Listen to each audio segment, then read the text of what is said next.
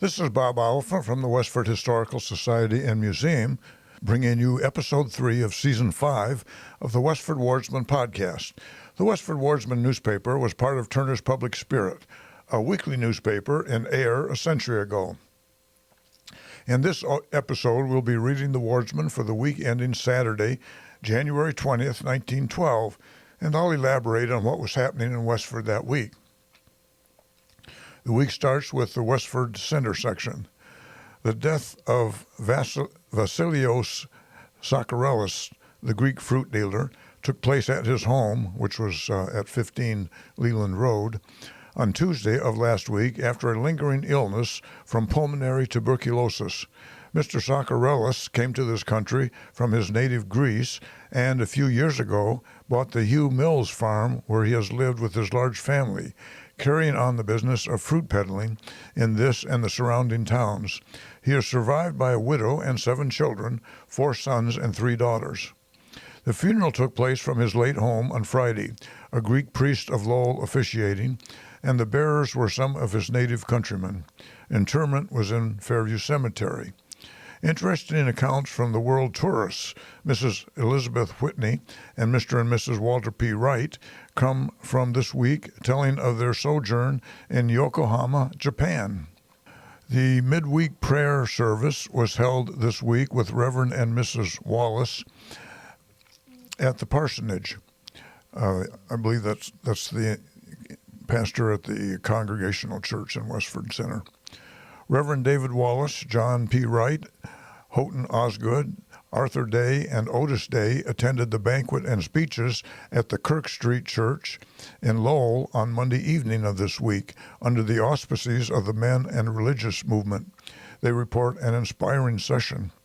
Joseph Perkins, in the employ of Oscar Spaulding, got hurt while loading logs in the woods last week Friday, bruising and straining the ligaments of his shoulder, which will incapacitate him for work for some time.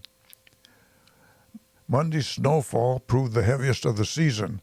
Nothing like scheduled trips were possible on the branch line electrics, and the crew, with some of the townsmen, put in some hard work getting the tracks cleared.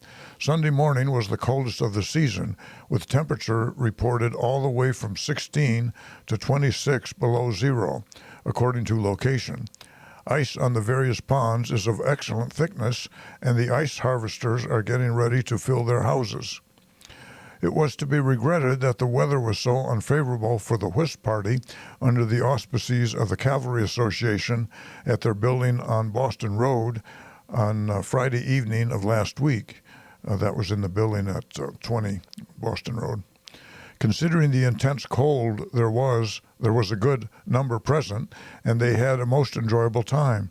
Refreshments of chocolate and fancy crackers were served, and the highest points were scored by Mrs. Lena Currier. A unique prize of miniature dancers on a platform made from peanuts was the skillful and artistic work of Miss May Balch. Mrs. James Hildreth, who, with her daughter, Mrs. Martha Hildreth, is spending the winter with Mrs. Fletcher Perkins, is 94 the 21st of this month. Mrs. Hildreth is the oldest woman in town and is enjoying comfortable health. The cheerful and grateful attitude toward those around her that has dominated her life does not diminish with the added years. A charming set of descriptive views, the story of Hiawatha, is on exhibition at the library. Miss Delia Wheeler is for the present staying in the home of the late Mrs. John B. Fletcher. Miss Chandler has returned to her to her school duties in Boston. Mrs. Nelson Tuttle visited her daughter, Miss Ruth Tuttle, at Winthrop, also the school where Miss Tuttle teaches recently. Pleasant letters came to Westford friends from Mrs. Julia Fletcher and her sister, Miss Martha Chamberlain, from their home in Billerica. Miss Chamberlain has had a recent birthday. It was on January 8th, when she was 84, and Mrs. Fletcher is 82, and aside from lameness, both are comfortably well. Both cherish the keenest interest in Westford and its welfare, which was their lifelong home until a few years ago. Now we have the deport of a death. Westford friends of Mrs. Martha P. Cooper were shocked and saddened to hear of her death at Shirley last week Saturday. Mrs. Cooper had many associations here. It was her early home, and she always cherished her friendships and associations in Westford. Until the last 2 or 3 years, she had made her residence here for a considerable period. Mrs. Cooper possessed a charming personality with gracious, outreaching spirit that won her many friends, and she was identified with the social and literary life of the village. In the Days on Tuesday reading class, she was one of its most interesting members, continuing the same interest and cheerfulness when it merged into the organized Tadmuck Club. And the next section is actually on the Tadmuck Club. The Tadmuck Club met in Library Hall on Tuesday afternoon of this week, the snowy roads and cold weather making it somewhat hard for the members to attend, but notwithstanding, there was a representative contingent in attendance. This proved worthwhile, for it was an afternoon of genuine literary merit. The president, Miss Sarah W. Loker, was the chairman of the afternoon, with the fifth in the series of the season's special topic of South America, the subject being, quote, Brazil, the Wonderland, end quote. Miss Loker regretted that it was not possible to present the subject with the vantage points of experience, but she gave a very comprehensive and interesting outline of this great country. She was admirably supplemented in her program by Miss Mabel Drew, who presented, quote, Brazilian coffee plantations, end quote. Mrs. Joseph Knight read a paper on, quote, the rubber industry, end quote, which was prepared by Mrs. Cyril Blaney, and Mrs. Ella Langley gave a paper on, quote, Brazilian diamond mining, end quote. Under preliminary exercises, Miss Loker had for inspection a set of pictures of some wonderful cloud effects, the work of an artist friend in North Dakota. An accompaniment to this was the reading by Reverend David Wallace of the, quote, Rhapsody of Clouds, end quote, by Roland Sill. Roland Sill was an American poet and educator from Connecticut and a graduate of Yale, where he was the class poet, and he subsequently lived in Cuyahoga Falls, Ohio, and Oakland, California. The next meeting of the club, the Tadmuck Club, promises to be of special interest. Owing to Reverend Mr. Bailey's removal from town and continued ill health, the Shakespearean readings had to be given up, and the executive board have been fortunate enough to secure Miss Sarah Drew of Cambridge to present one of her lectures on art. Next, we have the About Town section. George C. Moore intends to make nearly a clean sweep of his forest preserves around Namnasset Pond, having commenced to cut on the Plain Road. This lot contains nearly 200 acres, part of which is heavily timbered and is part of the bright green on the southern shore slopes of Namnasset Pond. The moths are expensive boarders and is a chief reason for disturbing the natural attractiveness of this embankment of forest and wildflowers, and the easily secreted home of the crow, hawk, and owl. The cold registered 22 below zero Sunday morning. Howard W. Foster, Committee on Farmers Institutes for Middlesex North, writes that in accordance with the vote of Westford Grange inviting an institute here, he will be prepared to hold an institute here the first or third week in February, also sending a list of speakers to select from. Westford is one of the towns where everybody seems to come in large numbers and have a good time, and it is up to the Grange to offer the wide-open door of hospitality in a cheery and attractive way.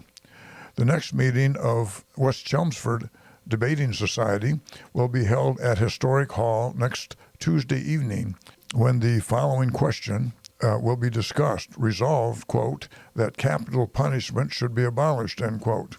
The following speakers have been appointed on the debate, having been changed slightly from the original affirmative. Affirmative, Fred Snow and Charles Edwards. Negative, Captain John Monahan and David Olson. At the last meeting of the WCTU, that's the Women's Christian Temperance Union, the following delegates were chosen to attend the county convention, which was held at Somerville Thursday. Mrs. Jewett Wright, Mrs. Homer Seavey, Mrs. John Day, Mrs. Houghton Osgood, Mrs. Alta Taylor, and Mrs. Emery Whitney. At the Vesper service at the Unitarian Church on Sunday evening, the choir of the church was assisted by John Grieg, which proved to be a much-needed addition. Reverend Lyman Weeks spoke with his usual eloquence on, quote, the origin and destiny of men, end quote. The Grange, under the leadership of its new officers, started with a promising future. The new lecturer, Mrs. Clara Grieg, filled the hour in an entertaining manner. The program is carried out being as follows: a farce, Boring Trouble, violin duet, Everett Miller and Evelyn Hamlin, with Hazel Hartford as piano accompanist. Another farce, interviewing a Granger. The next section is called a food sale.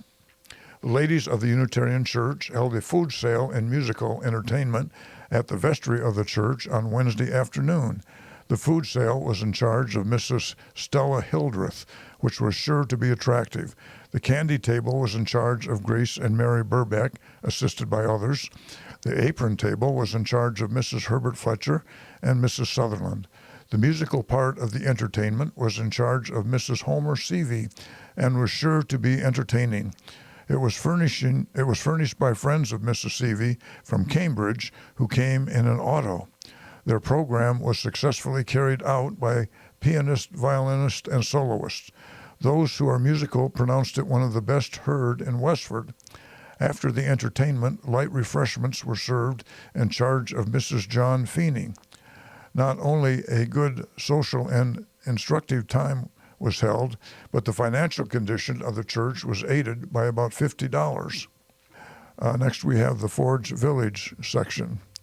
The Daniel Gage Ice Company started on Saturday to cut ice on Forge Pond and have a large crew at work. The ice, after being scraped, is 12 inches in thickness and of good quality. This ice would have been put in large wooden buildings that had a double wall with sawdust between the walls for insulation, and it would be shipped from those buildings were right near the railroad tracks, and the ice would be shipped around the country from there and also used locally. It is expected that on Saturday afternoon, the first tryout for fast horses will be held on the pond, the ice being in excellent condition for a race. Forge Pond has been closed to fishing through the ice for 2 years. The price of milk, which was advanced to 7 cents per quart on January 1st, has again been lowered to 6 cents. A pair of horses owned by Samuel Blodgett of Groton while unloading hay for James Benoit on last week Wednesday fell through the floor of his barn and would have sustained serious injury but for the help of John Edwards and Fred Sweat, who secured chains and block from the mill of the Abbott Worsted Company and with the help of others finally got the animals out of their cramped position. The horses, although no bones broken, were very much bruised and cut. And I doubt if they ever went in that barn again. Little Malcolm Weaver, son of Mr. and Mrs. George Weaver, who has been quite ill at the home of his grandparents, is now somewhat better. Oclide Cashon, that's spelled, first name is Oclide, and the surname is Cachon. One of the men employed by the Daniel Gage Ice Company fell and broke his leg on Saturday while cutting ice on the pond. Dr. Warren Sherman attended the injured man, who was put aboard the electric car, which was met at North Chelmsford by an ambulance. Cameron School held but one session on Monday owing to the snowstorm. The town roller was at work to facilitate the traveling for the school children. Mrs. George Wyman and daughter Mabel of Camden, New Jersey, who have been guests at the home of her parents, Mr. and Mrs. William Burnett, left here on Friday for Worcester, where they will visit Mr. Wyman's sister, Mrs. John Jones, leaving there on Sunday for the home trip. A large gang of men under the direction of John A. Healy of Graniteville are busy scraping the pond in order that ice cutting may be continued.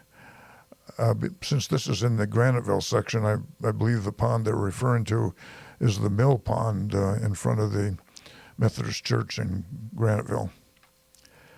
Next section is a funeral. The funeral of the late Daniel M. Sullivan, who died at Rutland, Vermont. It says Vermont in the paper, but he actually died in Rutland, Massachusetts, on January 10th, was held on Monday morning from the home of his sister, Mrs. John Sullivan, at 8:30 o'clock, and was attended by his many friends and relatives from Boston, South Boston, Roxbury, Lowell, Graniteville, and this village. At 9 o'clock, a solemn high mass was sung at St. Catherine's Church, West Graniteville. The pastor, Reverend E.T. Schofield, being assisted by his curate, Reverend M.E. Doherty, and Reverend Curtin of St. Patrick's Church, Lowell. The regular choir sang the Mass for the dead, the solos being sustained by the organist, Miss Mary Hanley. The bearers were James Farron, Jeremiah Sullivan, Patrick Sullivan, Peter Lyons, Dennis Moran, Williams Adams, and Patrick Mays, all of Roxbury, being in the employ of the deceased. Next, we have an article on another death. Walter G. White, formerly of Cape Breton, Nova Scotia, but who had been visiting relatives here, died at the home of his aunt, Mrs. Fenimore Morton, on Saturday evening at 8:50 o'clock at the age of 17 years, 10 months. Although his stay in the village was short, the young man had endeared himself to all who knew him, being a quiet, willing, and obliging disposition, and although his health was far from good, his death will come as a shock to all his friends and relatives here. He leaves to mourn his loss his father, Henry White, of Cape Breton, Nova Scotia, a brother, Harry White, of this village, two sisters, Minnie and Florence, two half-brothers, Hartley and Clifford, and one half-sister, Gladys, all of Cape Breton, besides relatives in Lowell, Nashua, and Pepperell. The funeral services were held on Tuesday afternoon at the home of Mr. and Mrs. Fenimore Morton, Reverend Louis Havermill, pastor of the Methodist Church, Graniteville, officiating. Interment was in Fairview Cemetery, Westford. Next, we have the section on Graniteville. Judging from the indications, it looks as though there would be a few speed trials for horses on Forge Pond in the near future. Local horse owners are getting their trotters in shape, and arrangements will soon be made to get the speedway in the proper condition for fast work. It is hoped that the final arrangements may be perfected in order to have the first race pulled off on Saturday afternoon, January 27th. Horses from Acton, Littleton, Westford, and Groton are expected to compete, and as no horse is barred, a good afternoon sport is looked for.